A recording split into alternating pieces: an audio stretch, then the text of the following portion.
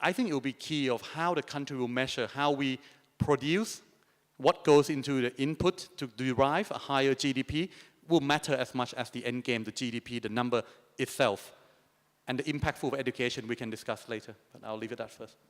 ก็เขาก็ทั้งสองคนนะคะได้พูดถึงว่าเทรนด์ตอนนี้มันเปลี่ยนแปลงไปแน่นอนเพราะว่าไม่ว่าจะเป็นทางฝั่งผู้บริโภคที่ซื้อสินค้าหรือว่าผู้บริโภคในแง่ของการเลือกลงทุนบริษัทเนี่ยก็สนใจความยั่งยืนของการลงทุนและการใช้จ่ายของเขานะคะก็ทำให้บริษัทเองเนี่ยก็ต้องตื่นตัวในการที่จะปรับตามกับผู้ลงทุนหรือผู้บริโภคเนี่ยสนใจเช่นกันนะคะก็ so can we move on to the next topic of incentive can I start from Professor Bob about what is the incentive of the apart from the delicious chocolate what would be the incentive for customer to buy product let's say maybe including Divine chocolate and others product that brand themselves as social brand is that any is that the thing that people concerned in buying a product and what's the incentive of them getting from those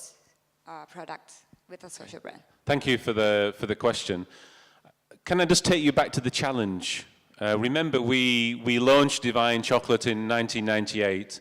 We got our investment from a range of investors, the Body Shop, for example, two large charities, also Twin Trading and the Farmers, and an ethical bank in the Netherlands called Oiko Credit. And it allowed us to expand into the US market as well. So Divine is in Whole Food supermarket in the US today. But the challenge was, if you think of confectionery, it's a very mature market. It's saturated. The competitors are enormous, getting bigger. And so it's very concentrated, and the power is concentrated in a few hands. Mars, Cadbury's, blah, blah, blah. And increasingly, it's distributed through only, in the UK, for example, over 70% of chocolate is sold just through 5 major supermarkets. So it's not easy for a new entrant. So you have to have something special. If you think of the new chocolate companies that have been successful since 1950, there is not many. There's only a few, because it's so competitive. And so you have to have something special. You have to have a different positioning. And Divine has a different positioning. It has it's farmer-owned, and it's fair trade, and it's a social enterprise. So every chocolate bar that the consumer buys, they know they're making a social impact with small-scale farmers in West Africa. It's very clear on the packaging, and I'm going to show you how we evolved the packaging now.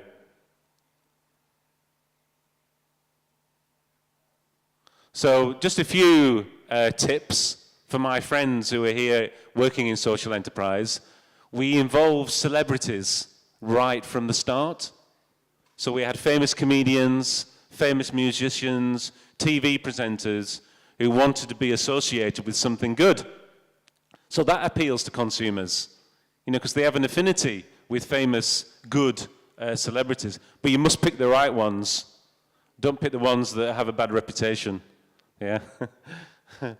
Also, always evolve the brand. So this is our original 1998, our first bar of Divine chocolate. You might be thinking, that doesn't look very good. But we were learning. So learning is all part of building a business, isn't it? Look at the brand now. So see how the brand has evolved to look something very premium and very, very, very attractive. And in the packaging, you've got stories of social impact. So when you take off the wrapper, it talks about case studies of the farmers, the social impact. The symbols, can you see the symbols on this chocolate here? They're cultural symbols from Ghana. So they're called Andrinka symbols. And so they talk about the origins and the provenance of the product. They mean things like courage, love, passion, confidence. Give a story to the brand.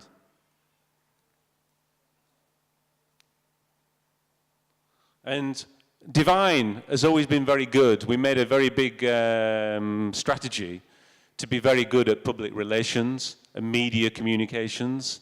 So again, that attracts the consumers that are interested in these issues of social and environmental concern.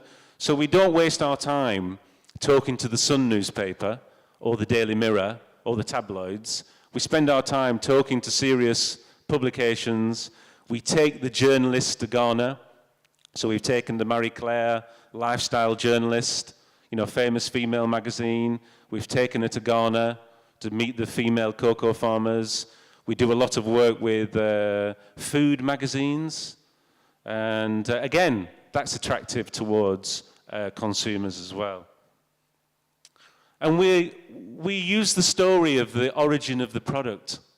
So when I first went to see a buyer at Walmart, do you know Walmart?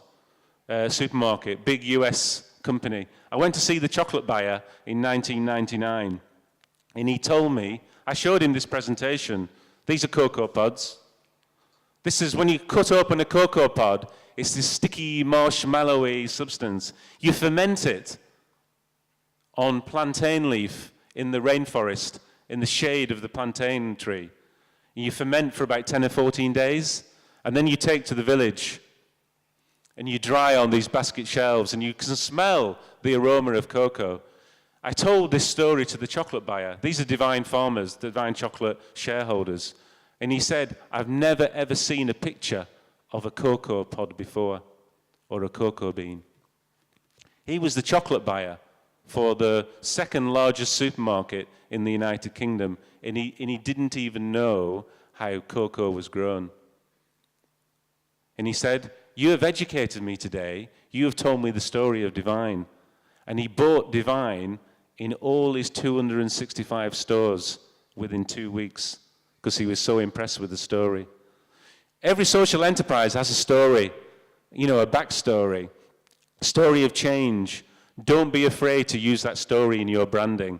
It's really, really important. Don't hide your light under the bushel. You've got something, that's your distinctiveness, your differentiation. And also be radical. So don't use pity. So we were always very positive in our marketing. This is a print advertising campaign from Marie Claire. It was a month. Well, we had 3 months features in Marie Claire magazine, different pictures of cocoa farmers. Now, this won an advertising award in the United Kingdom because it was radical. In the United Kingdom, you don't often see black people in advertising. You definitely don't see black women very often in advertising. And people's impression of cocoa farmers was that they were very poor. But this is more positive because in Ghana, 33% of cocoa farmers are actually females. Because the inheritance line of the family is through the female. Did you know? You probably didn't know that. In the Ashanti region of Ghana, inheritance is through the female. So the females inherit the farms when the husbands die. And so about 33% of the members, shareholders in Divine, are actually women.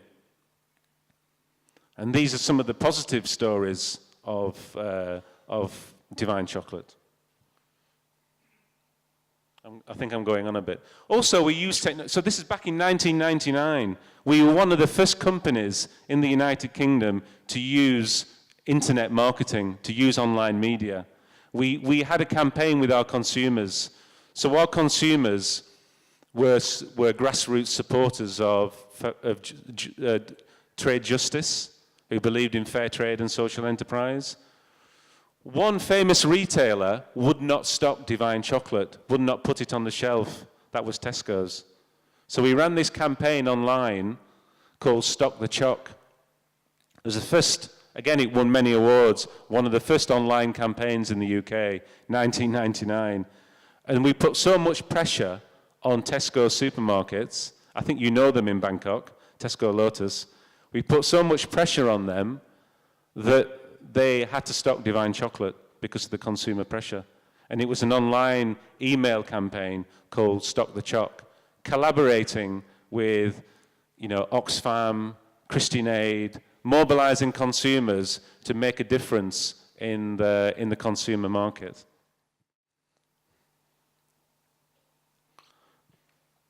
That was me maybe 10 years ago. So this is my final message, is it's no point having all this marketing to the consumer, B2C. You also have to get the B2B right. And so the product has got to be in distribution. There's no point making all this marketing noise if the product is not in the retailer. So we had a very strong number of partnerships. Now this is a photograph from from one of the major supermarkets in the United Kingdom, from their head office. And it's a difficult job. Working for a chocolate company is really difficult. You have to taste chocolate on spend days tasting different recipes. It's a really hard job, isn't it? That's a joke, by the way. So here we are. This retailer has decided to switch all its own private label, so its own brand, switch the entire own brand to Divine Chocolate. And in this picture is the Farmers Union chairman from Ghana, Mr. Ohemi Tinyes, and he's meeting the retailer in the United Kingdom. This is the second largest retailer in the UK. It's got 2,500 stores, and they decided to switch their own brand entirely to Divine Chocolate. It's about a £5 million contract. I spent a lot of time working on this partnership because it gave the engine for Divine to be able to go and do other things. It gave a regular monthly business for the company. And if you know about Divine, you also know that Divine also supply and make all the Starbucks own label chocolate in Europe. So if you go into any Starbucks store in Europe and buy a chocolate bar, it's made by Divine Chocolate. So again, and you unfold the wrapper and it tells you the story of the social impact of the work in Ghana with the small-scale cocoa farmers. So I think this is how we still attract consumers, by being innovative in marketing, by working in partnership, by always evolving the brand, different flavors, chili chocolate, sea salt and chocolate, 85% dark chocolate, blah, blah, blah. Always evolving the quality, single origin cocoa. We can name the village, each village where our cocoa comes from because of the fair trade traceability. On the back of every bar, it mentions the village where the cocoa is grown. Traceability because of the fair trade system. So we have a strong concept from a very small beginning in a very, very competitive market. Thank you very much. ก็อาจารย์บ๊อบนะคะก็ได้พูดถึงว่าทำยังไงที่จะให้คนมาสนใจแบรนด์ที่เป็นโซเชียลเอ็นเตอร์ไพรส์หรือขายของที่เพื่อสังคมมากขึ้นนะคะเขาก็พูดถึงเรื่องว่าต้องมีการ involve แบรนด์อยู่ตลอดเวลาว่าผู้บริโภคสนใจอะไรต้องเล่าเรื่องค่ะว่าแบบบริษัทเราทำเพื่อสังคมอะไรยังไงบ้างมันสร้างผลกระทบยังไงบ้างอันนี้เป็นสิ่งที่สำคัญที่สุดนะคะแล้วก็จะมีเรื่อง partnership แล้วก็เรื่องการทำแคมเปญซึ่งเป็นการที่บริษัทก็ช่วยสร้างแรงกดดันอีกทางนึงว่าให้ผู้บริโภคหรือว่าคนที่อย่างห้างสรรพสินค้ารับสินค้าของเราไปขายเพิ่มอะไรอย่างนี้นะคะก็ so we come back to the investor side what would be the incentive for the investor to invest in the business with say ESG practice and because I think there is a belief that if business invest in society they would produce less profit and so they not really choose to invest in this kind of company because as an investor they won't really get much profit out of this so what would be the incentive of the investor to invest in this kind of business No, this is an interesting question and one that I think a lot of CFO or chief financial officers and accounting background for the analysts to chew over the data because often when firms and listed corporates want and willing to do something good for the society or good within internally for the company, they often claim that, oh, this become quite expensive. We do not have the budget for this, or this year we have to perhaps cut our advertising budget or our PR budget at times. But as I think as partly what the panel earlier today in the morning have mentioned and what we have spoken here so far, when you actually implement some of the changes in your company in terms of the ways you do business or the ways you think about how to raise the productivity of your firm, because that will eventually lead to a higher returns on equity, and that will lead to the eventual higher profitability, the actual numbers, quantitative end games that you want. You will want to implement some of this ESG, anti-corruption, implement it in your religiously, day in, day out as a DNA of your company. The way to do it, I think personally, when I look at some of the companies, is the pressure is already there. It is coming. So when you look at the budget, these are not costs. These are actually should be looked at, and this should not be looked at as costs. It's the sales and the profit-making centers for you. And I tell you why. The way that companies, I'm not sure I'm allowed to give the name, but the ways that firms are scoring, the basic stuff, from the brokerage, investment community side of things, when we rank the firm on a recommendation on valuations basis nowadays, you know how people do the DCF, discounted cash flow, or the sustainability of the business. Same on the buy side, the fund manager side. They're also beginning to look more at how sustainable is your growth angle, because nowadays in a volatile world, and it is volatile out there, and we can talk all days about how difficult the financial, global climate is. There are plenty of risky issues which, the SET have organized many forums about. So you're aware of that. You're aware of how volatile the whole world is. So the methodology of investment in terms of short-termism, be it 6 months, 1 year, 1 month, those are going out of fashion incrementally. People are using so-called factor-based investment. Before, they used to allocate resources and funds based on geographical, based on sector, perhaps, or based on the style that the different fund managers may have, long, short, hedge fund, values-driven.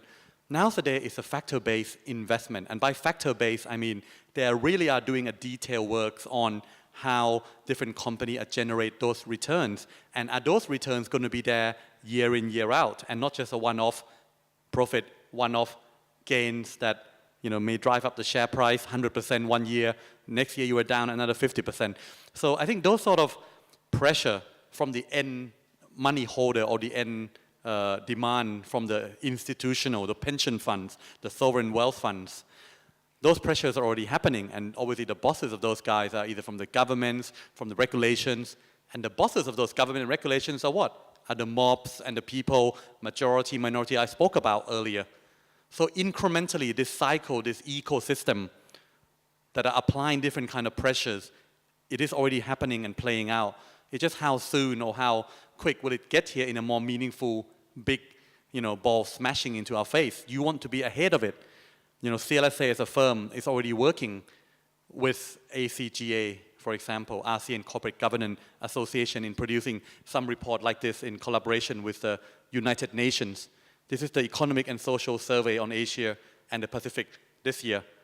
In this report, which the institutional investors are increasingly also reading this type of report, whether it's from the ACGA, whether it's from our own corporate governance scores, and whether it's from the UN and the World Trade Organization itself, they are looking at different matrices of looking at the company. As I mentioned earlier, yes, it's nice to have a nice quarterly earnings and nice profit and pay out a nice dividend. But there are costs to that, because I'm not sure you recall in Thailand, there was a one-off big corporate tax cut 2 years ago. That corporate tax cut one-off was a nice reduction. The stock market applauded, and what do the listed corporates do? Who remember? I'll give you a prize of my roast duck restaurant, Four Seasons Duck Restaurant, to the best answer on this. Come on, there must be some takers. Anyone know? ตัดภาษีวันนั้นภาษีถูกตัดแล้วเงินไปไหนครับว่าไงนะครับอยากทานเป็ดไม่มีใครอยากทานเป็ดมากไปไหนนะครับ Anyone? Any takers? Yep. In what way? How do they do it?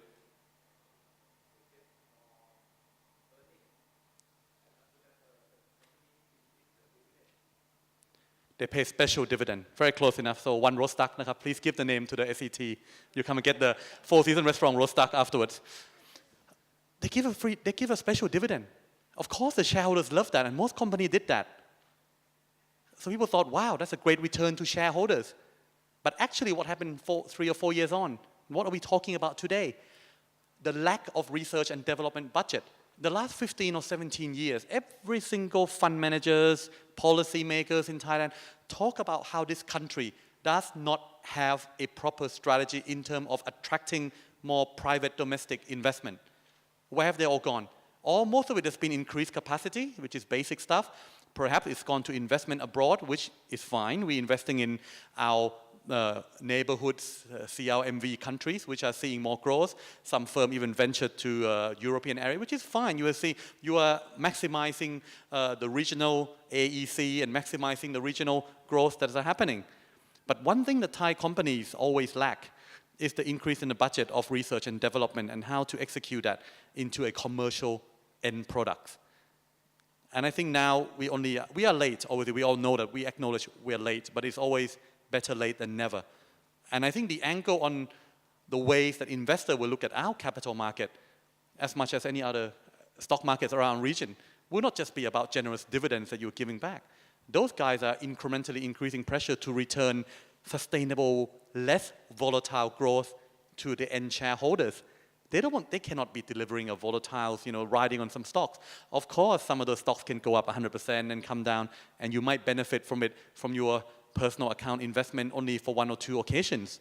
But those will not be sustainable. If you're running a family office or running a big trust, some of the Wallenberg family from the Europe, or some of the big family trusts that some of the big Thai corporates here are beginning to have, your mandates will be in a very different manner. How do you deliver sustainable return year in, year out? You don't have to be a Warren Buffett to return 20-odd% to your shareholder for the last 30-odd years. To take a genius that incrementally the payment or the bonus goes into the fund manager or the bonus they're getting paid for, there will be an average of those successful fees, meaning that before they will pay you a big bonus if you perform well within a 12-month period or a 1-year period. They would not care about your 5-year performance. Incrementally, the longer you stay with the firm and you'd establish a track record with the firm, they would average it out, meaning that if you join, let's say, I give you an example, Capital Research, one of the biggest investors in Thailand, Aberdeen, one of the biggest investors in Thailand, Templeton, all these firms now have matrices for their fund managers who are making investment decisions every day in buying and selling stocks on our index. Their performance will be based not just 1 year. If you do well the first year, yeah, you get some bonus, but it's small, it's tiny. The longer you stay with the firm, and the more you perform in the second year as well, and the third year, and the fourth year, and the fifth year, then you get huge bonus. That's why people stay long at those firms who have that kind of mandate and that kind of track record to pay bonus on a sustainable basis. One fund manager stayed at Capital Research for 25 years or 30 years. In his worst years, he get paid $15 million. In his best year, he gets $30 million. But you don't get paid those amount of money by just performing 1 year or performing 6 months with a return. You get that kind of bonus accumulated and the track record established. And that track record, in turn, get you more investment money, get you more asset under management, or AUM. That is so important in the fund management business. And those funds, in the end, in turn, come and invest in our market more. So the levels of scrutiny when those funds, the big funds that matter, that move stocks and move prices in a sustainable manner, come and evaluate your firms and your company, there will be forever increasing tension, in that direction. That they will ask for your ESG strategy. They will ask what you do, how you produce your products, how you engage in terms of the procurement of talents and the human resources strategy of your company. I'm talking this as if it's a new genius kind of thing, but as Kun Michai Waitaya originally pointed out in a morning session correctly, he's been doing this for 40 years. Actually, CLSA as a firm, our firm, has been engaging with some of his social enterprises before it was a foundation, as he correctly mentioned. We work with some of his foundations, and then incrementally some elements of those foundations become an enterprise and become a social enterprise that actually make money and also quite sustainable. I'm very grateful and glad to hear, from the Klong Tei, from the foundation that we have with us here, the owner and founder who speaks passionately about her foundations. It is these foundations in Thailand, Thai people and investors alike are very generous with what they give back to the society actually. If you look at the amount of budget of advertising budget or a CSR budget, corporate social responsibility budget of each firm, from the listed firm, it's been going up. It's great because Thailand, to be fair, for all our problems, we still have attractiveness in terms of a stock market for us, and they do give back to society generously. It's just how do you then embed that into your DNA to do it daily, day in, day out. It's not just about giving fresh money or giving charity to charity, but how you actually carry the day-to-day job in an impactful manner in a positive ways. And I think firms like CLSA, or I'm sure the social enterprise arm of the Stock Exchange of Thailand, or some academic arm of the institution like Satsin, which we have associated Kun Nick Pisarayabut, who heads up the Sustainability Institute there at Satsin. They're already picking up on this and doing a lot of good work, research and reports, and also conferences there. So I'm sure these people like this who can engage you and your company, it's fine to give money, donations to the temples and to the charity. You can still do that, nothing wrong with that. But with other stuff that you want to make it work a more impactful and multiplier impact on the society, and in turn, it will come back to benefit your business. A lot of consumer company, they rely on the consumers or the local grassroots, ฐานราก being strong. We are having a tough time in terms of the agricultural price, in terms of the farmers here in Thailand. But some of the local enterprises, social enterprise, นวัตกรรมชาวบ้าน that Kun Jack Nawi Nakawachara is doing is another great example of how you can actually go there doing good for the society. He used Kaseit in C, which is effectively non-chemical ways of you can grow your products. In his case, it's the rice, the lemons, some of the non-chemical eggs, free-range eggs, and all this stuff, organic products that are commanding and should command a higher price. And that helped the farmers to get a better price for their products. And net, the society should be better off with less chemical in the way you farm your products. So I think some of those enterprises will continue to get more support from the funding, both in terms of government, and I'm sure we can discuss regulation issue more later of how government may support those projects. ก็จริงๆก็ถามไปว่าถ้าจริงๆคนอาจจะคิดนะคะว่าการทำเพื่อสังคมหรือธุรกิจที่ต้องมาทำงานกับสังคมเนี่ยมันต้องทำให้ต้นทุนแพงขึ้นหรือว่าทำให้กำไรลดลงจริงๆแล้วคุณปรินนี่ก็พูดถึงว่าทุกคนทุกภาคส่วนตอนนี้ก็มองถึงเรื่องของความยั่งยืนเพราะฉะนั้นการ expect ผลกำไรกลับมาเนี่ยมันก็ไม่ใช่แค่ครั้งเดียวทำแล้วจบ1ครั้งหรือว่าวันนี้ได้พรุ่งนี้ไม่ได้เนี่ยไม่รู้แต่ว่าการที่เราinvest ในเรื่องของสังคมเรื่องความยั่งยืนเนี่ยมันนำให้ผลกำไรที่ได้กลับมามันก็เป็นเรื่องที่ยั่งยืนเช่นกันนะคะก็so we move on ตอนนี้เพราะว่าใกล้จะหมดช่วงแล้วนะคะคราวนี้ถ้าใครมีคำถามเนี่ยก็อยากจะให้เขียนใส่กระดาษแล้วก็ส่งขึ้นมาได้นะคะเผื่อจะเอามาถามกันต่อ and we move on to because we almost ran out of time so we move on to advice maybe start from you Professor Bob what would be the role of the social business to influence more of a conscious consumer or vice versa? What would be your opinion? Okay, before I answer that question, I just want to say one of the exciting things in Thailand from my studies so far is the private sector involvement in social enterprise. I think if I think of my own experience with Divine Chocolate, the Body Shop was a very useful investor because they provided a lot of knowledge about retail, provided a lot of knowledge about supply chain, particularly cocoa, because cocoa is one of their largest ingredients for their cosmetics. So we actually learnt a lot from our initial investor, the Body Shop, that was very much, obviously, private sector with a social, very strong CSR strategy. So I'm excited about what Prim is saying in the Thai context. So some lessons, I guess, some tips. My first one